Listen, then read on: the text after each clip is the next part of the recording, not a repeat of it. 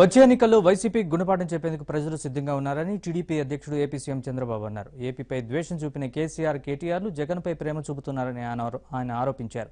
రాష్ట్రంలో సామంతరాజు వ్యవస్థను తీసుకురావాలన్నదే వారి ఆలోచన అని చంద్రబాబు మండిపడ్డారు. పార్టీ నేతలతో ఆయన టెలికాన్ఫరెన్స్ నిర్వహించారు.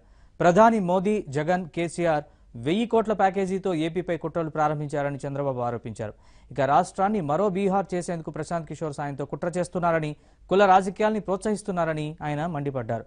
కుల రాజకీయాలను ఏపీ ప్రజలంతా వెలివేయాలని చంద్రబాబు పిలుపునిచ్చారు. రాష్ట్ర సమగ్రాభివృద్ధి టీడీపీ లక్ష్యమన్నారు.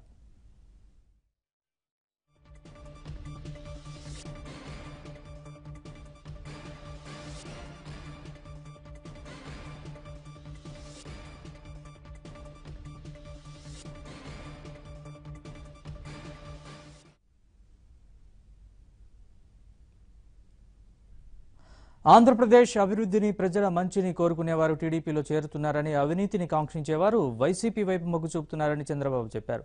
ఇప్పటివరకు 7 పార్లమెంట్ నియోజకవర్గాల్లో సమీక్షలు పూర్తి చేసుకున్నామని, గెలుపు గుర్రాల్ని అభ్యర్థిగా నిలబెడుతున్నామని ఆయన తెలిపారు.